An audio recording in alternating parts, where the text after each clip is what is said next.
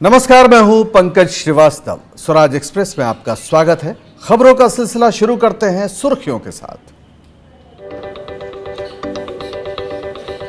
चीन के साथ पूर्वी लद्दाख में एलएसी पर तनाव जारी। बातचीत के बावजूद चीन का धोखा भी जारी। अरुणाचल, सिक्किम, उत्तराखंड में सीमा पर बढ़ाई सेना।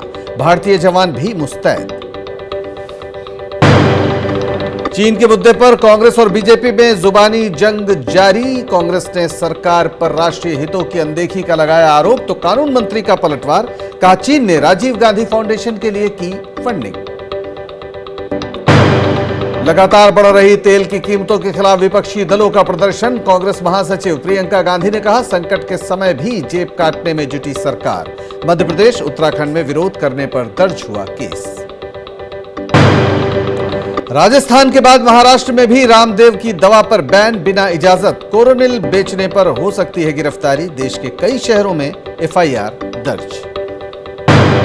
और सीबीएसई ने रद्द की 10वीं और 12वीं की बोर्ड परीक्षा। सॉलिसिटर जनरल ने सुप्रीम कोर्ट में दी जानकारी। कहा हालात ठीक होने पर जल्द होगा नई तारीखों का ऐलान। 1 से 15 जुलाई के बीच होनी थी परीक्षा।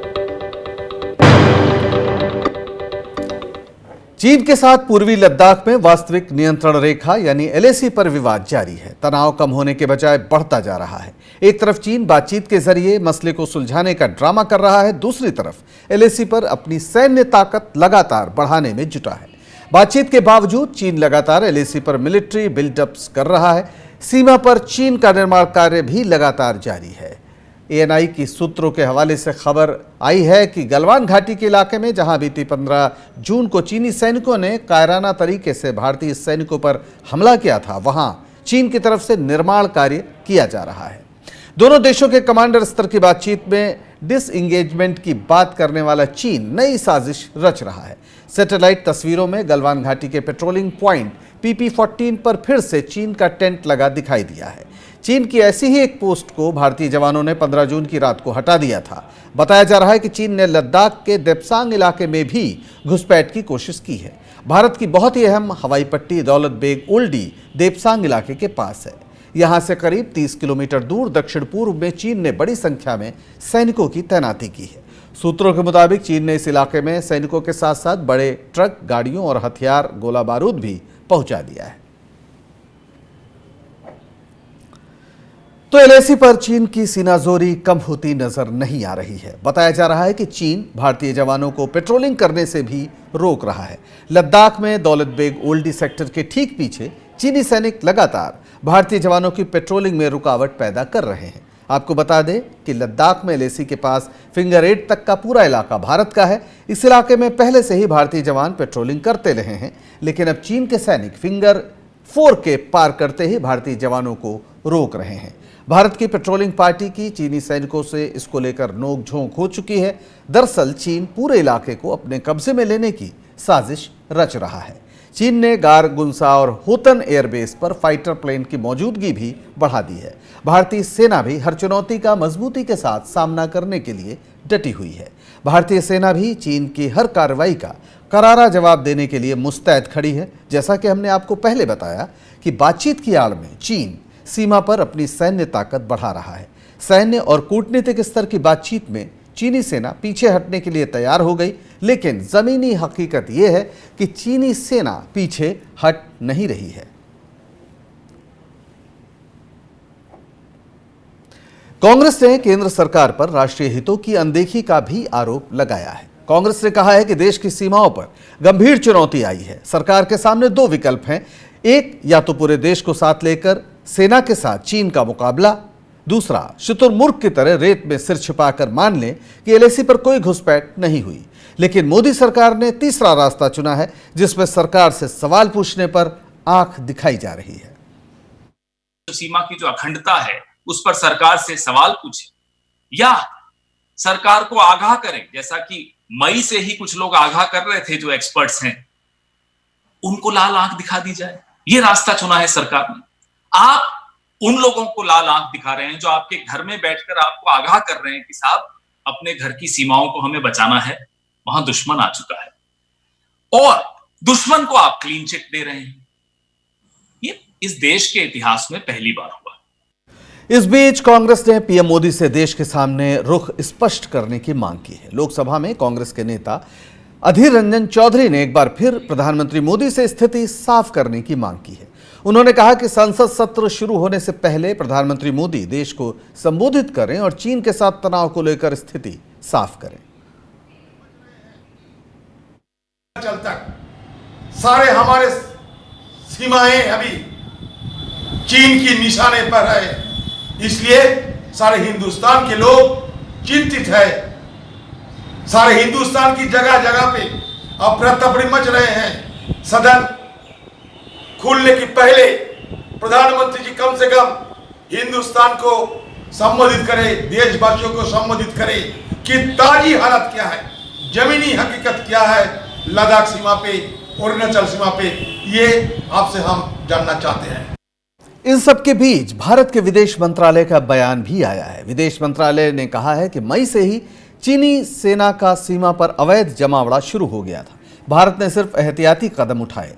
विदेश मंत्रालय ने एक बार फिर साफ किया है कि भारत की सेना ने कभी सीमा का उल्लंघन नहीं किया और न ही कोई भड़काऊ कार्रवाई की। हालांकि विदेश मंत्रालय ने यह कहा है कि भारत और चीन आपस में इस मसले का हल निकालने में सक्षम है। इस बीच एएनआई ने सूत्रों के हवाले से दावा किया है कि चीनी सेना गलवान घाटी से पीछे हट गई है, लेकिन एएनआई के इस दावे की किसी ने पुष्टि नहीं की है। सवाल यह है कि अगर ये खबर सही है तो सरकार डंके की चोट पर देश को ये बात क्यों नहीं बता रही?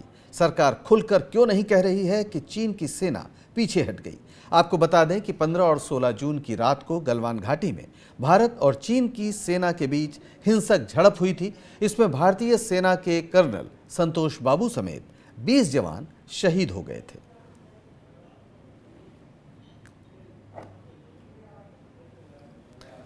चीन के मुद्दे पर बीजेपी और कांग्रेस में आरोप प्रत्यारोप का दौर जारी है। कानून मंत्री रविशंकर प्रसाद ने दावा किया है कि चीन ने राजीव गांधी फाउंडेशन के लिए फंडिंग की है।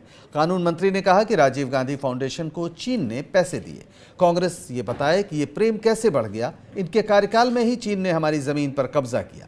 एक कानून है जिसके तहत कोई भी पार्टी बिना सरकार की अनुमति के विदेश से पैसा नहीं ले सकती। कांग्रेस स्पष्ट करे कि इस डोनेशन के लिए क्या सरकार से मंजूरी ली गई थी।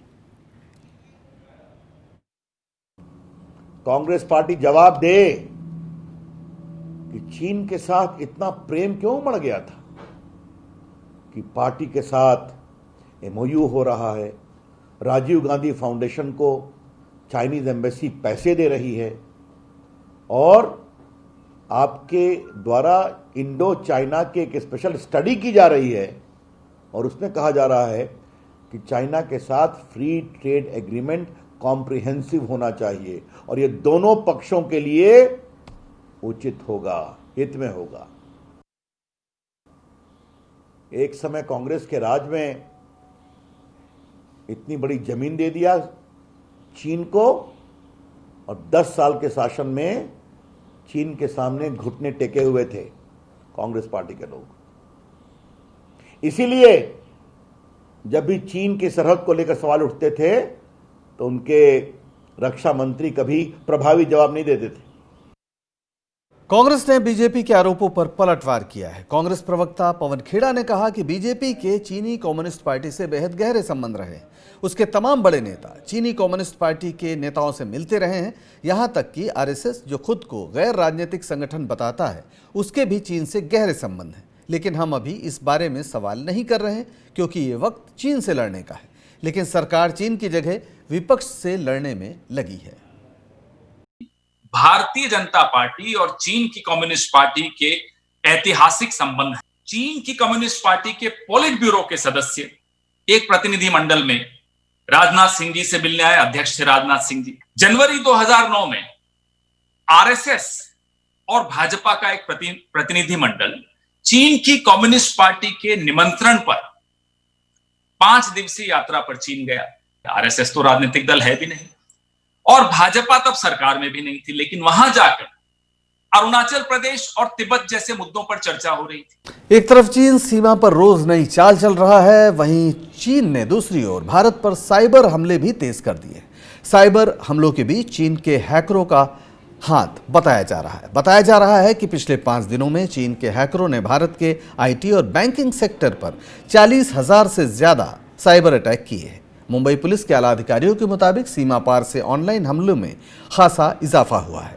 महाराष्ट्र साइबर विभाग के मुताबिक ज्यादातर साइबर हमले चीन के चेंगदू इलाके से किए गए। चीनी हैकरों के इन साइबर हमलों से इंटरनेट प्रोटोकॉल और फिशिंग जैसी दिक्कतें पेश आई हैं।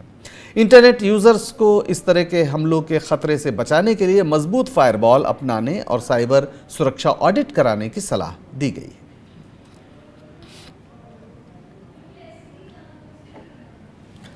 आपातकाल के ऐलान की 45वीं बरसी पर केंद्रीय गृह मंत्री अमित शाह ने कांग्रेस पर निशाना साधा। आपातकाल के लिए कांग्रेस को दोषी ठहराते हुए अमित शाह ने कहा कि कांग्रेस में लोकतंत्र बहाल नहीं हो पाया है, वहां नेता घुटन महसूस कर रहे हैं।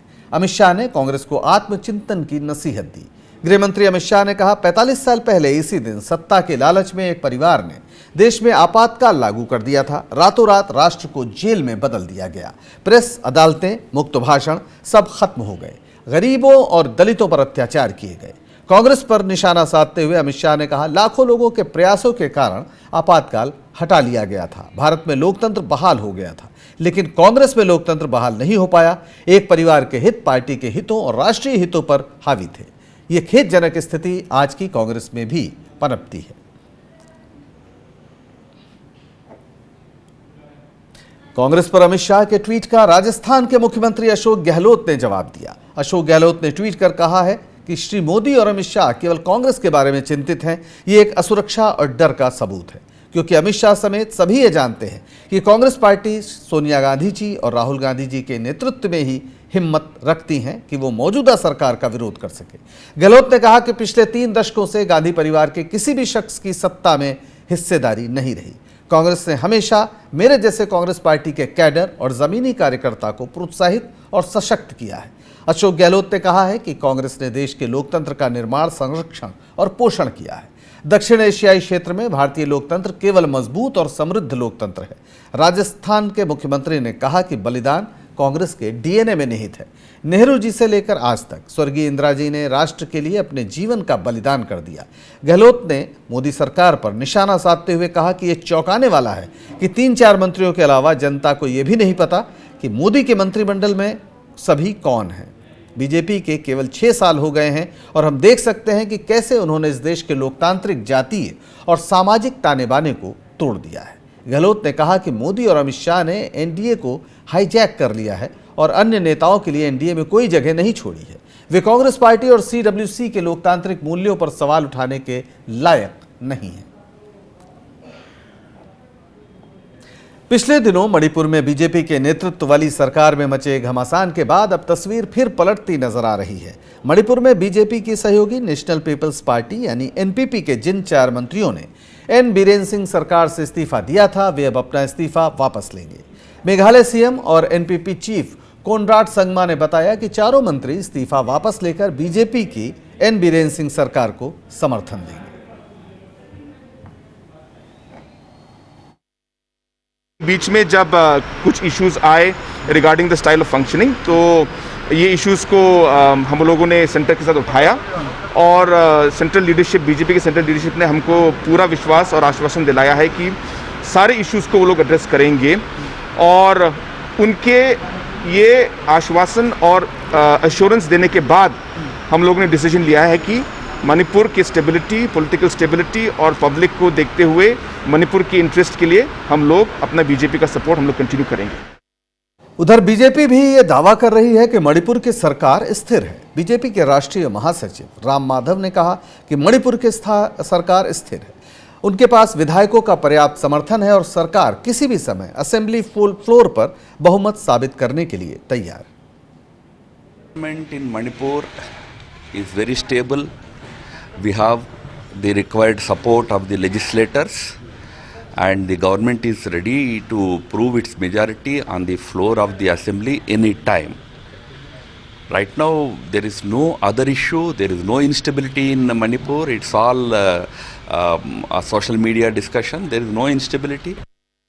वक्त है एक छोटे से ब्रेक का, फौरन हाजिर होंगे, बने रहिए।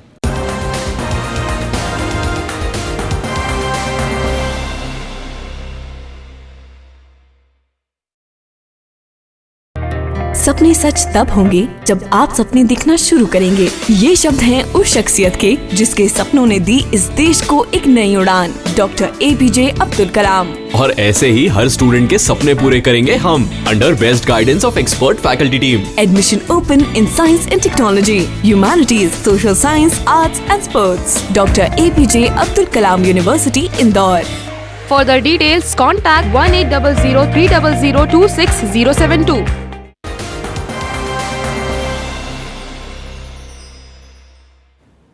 ब्रेक के बाद आपका एक बार फिर स्वागत है। महाराष्ट्र के बीजेपी MLC गोपीचंद पडलकर के खिलाफ FIR दर्ज हुई है।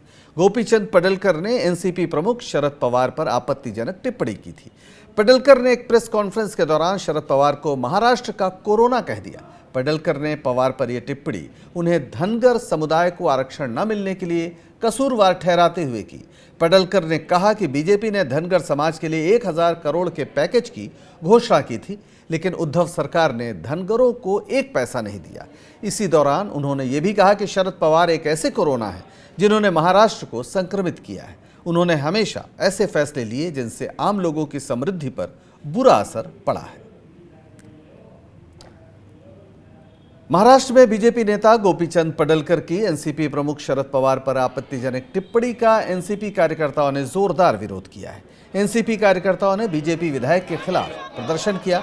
महाराष्ट्र के मंत्री और एनसीपी प्रवक्ता नवाब मलिक ने पडलकर के बयान को लेकर बीजेपी पर हमला किया। वहीं एनसीपी नेता धनंजय मुंडे ने कहा कि ऐसे लोग पवार जैसे कद्दावर नेता की आलोचना करके चर्चा में बने रहना चाहते हैं।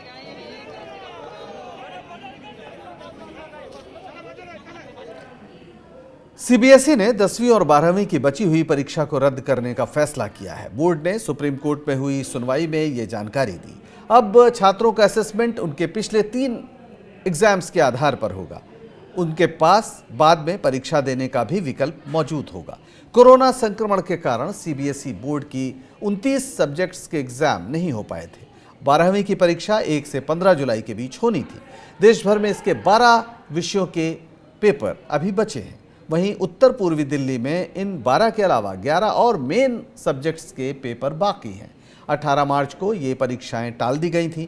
उत्तर पूर्वी दिल्ली में ही सीबीएसई 10वीं के 6 पेपर होने बाकी थे। 10वीं और 12वीं की परीक्षा देने वाले बच्चों के अभिभावकों ने सुप्रीम कोर्ट में एक याचिका दायर की थी।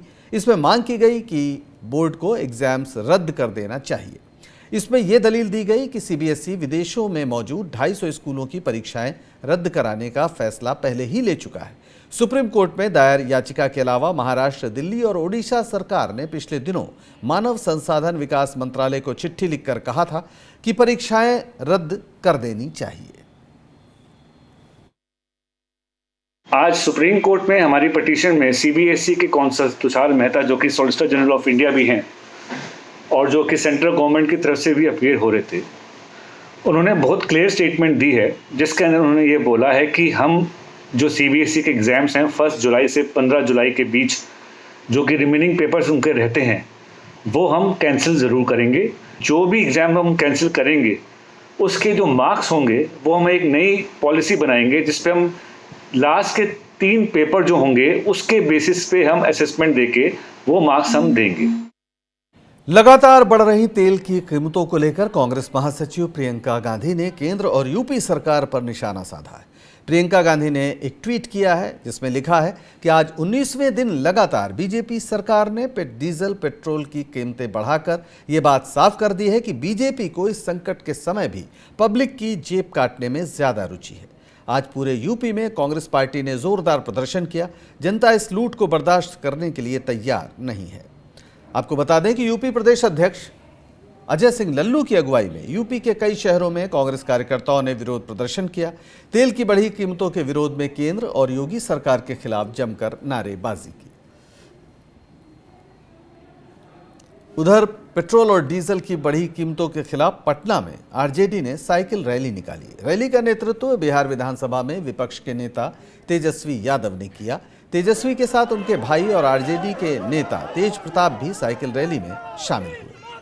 तेजस्वी यादव और तेज प्रताप 10 सर्कुलर रोड पर राबड़ी देवी के घर से साइकिल पर सवार होकर निकले और पटना के डाक बंगला चौराहे तक साइकिल चलाकर उन्होंने विरोध जताया। इस साइकिल रैली में आरजेडी के कार्यकर्ता भी शामिल हुए। पहले ही लोग जो बेरोजगार हो गए हैं, पैसा नहीं है खाने को, महंगाई चरम सीमा पर है, ऊपर से तेल, पेट्रोल, डीजल की कीमतें जो हैं बेतहाशा बढ़ाई जा रही है।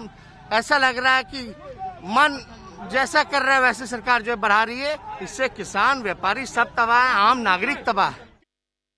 लगातार बढ़ रही तेल की कीमतों के खिलाफ देश के कई शहरों में विरोध प्रदर्शन हुए। लोग सड़कों पर उतरकर अपने गुस्से का इजहार कर रहे हैं। चंडीगढ़ में एनएसयूआई के कार्यकर्ता तेल के बढ़ते दामों के खिलाफ सड़क पर उतरे। जबलपुर में भी कांग्रेस के कार्यकर्ताओं ने विरोध में प्रदर्शन किया। वाराणसी में कांग्रेस कार्यकर्ताओं ने तेल की कीमत बढ़ाने के खिलाफ प्रदर्शन किया। लखनऊ में पूर्व मंत्री ओम प्रकाश राजभर के नेतृत्व में उनकी पार्टी के कार्यकर्ताओं ने तेल के दाम बढ़ाने का विरोध किया।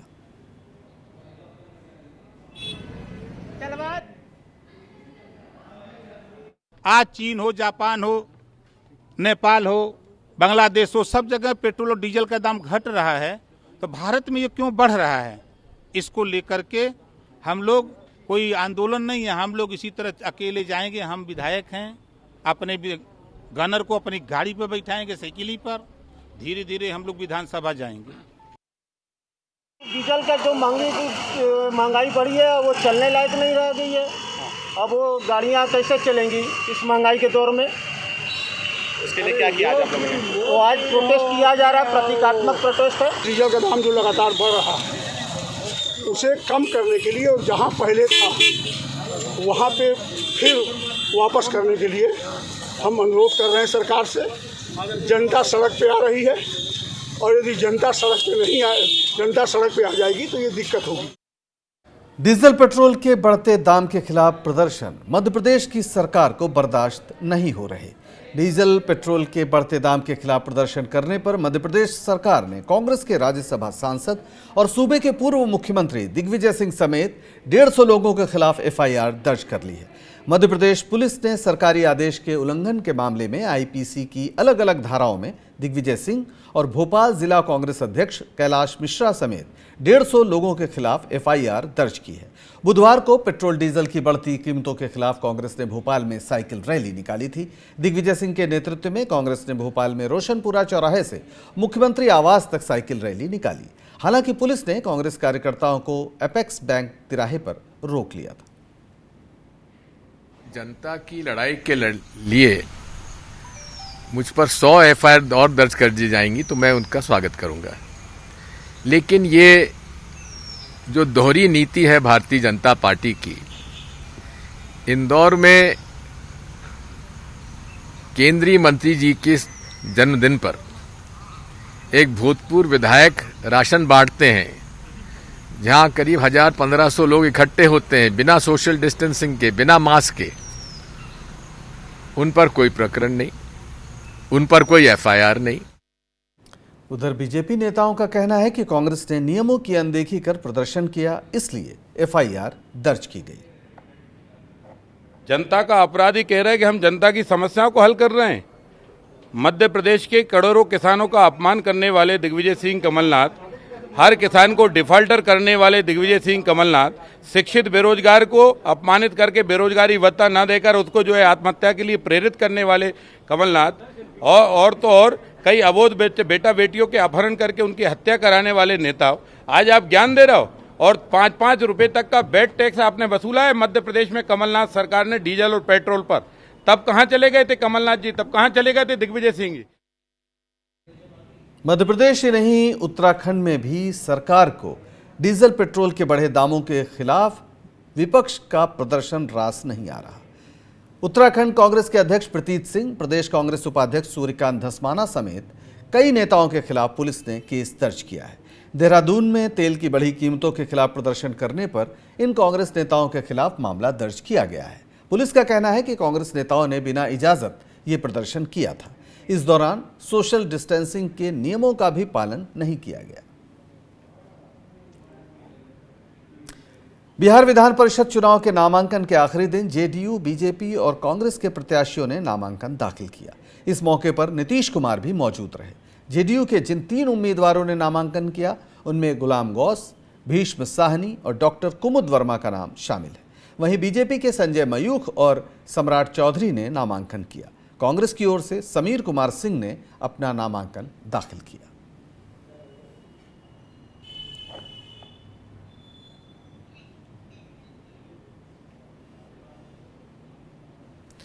छत्तीसगढ़ के मुख्यमंत्री भूपेश बघेल ने गौपालन को लाभदायक बनाने के लिए कई ऐलान किए हैं। उन्होंने कहा कि राज्य में गोधन न्याय योजना शुरू की जाएगी और हरेले के दिन से समितियों के माध्यम से खाद खरीदी जाएगी, जिससे गोबर गैस प्लांट, वर्मी कंपोस्ट बनाना और जलाने के लिए कंडे तैयार किए जाएंगे। मुख्यमंत्री के मुताबिक इस योजना से ग्रामीणों को काफ़ी फायदा होगा। मुख्यमंत्री भूपेश बघेल का कहना है कि इस योजना से गांव में पशुओं का संरक्षण और संवर्धन होगा। जो पशुपालक अपने पशुओं को खुले में छोड़ देते थे, वो खाद को इकट्ठा करने के लिए उन्हें बांधेंगे। मुख्यमंत्री ने कहा कि गोबर खाद की कीमत जल्द ही तय की जाएगी, जिसके लिए कृषि और जल संसाधन मंत्री रविंद्र चौबे की अध्यक्षता में एक 5 सदस्यीय कमेटी बनाई गई है। मुख्यमंत्री भूपेश बघेल ने कहा कि इससे पशुपालन को बढ़ावा मिलेगा, जो अर्थव्यवस्था में अहम भूमिका निभाएगा। सबसे महत्वपूर्ण बात यह है कि अभी तक कोई सरकार है गोबर खरीदने की व्यवस्था नहीं की थी। छत्तीसगढ़ राज्य पहला राज्य है जो गोबर खरीदने जा रही है और ये हरेली के दिन संभवतः 21 जुलाई की तिथि होगी, उस दिन से योजना हम लागू करेंगे। तब तक के उसके रेट का निर्धारण करने के लिए उपसमिति बना दी गई है और प्रक्रिया किस प्रकार से संचालित होगी उसके लिए मुख्य सचिव की अध्यक्षता में कमेटी बना दी गई है। और इस बुलेटिन में फिलहाल इतना ही। मुझे दीजिए इजाजत और बने रहिए स्वराज एक्सप्रेस के साथ। नमस्कार।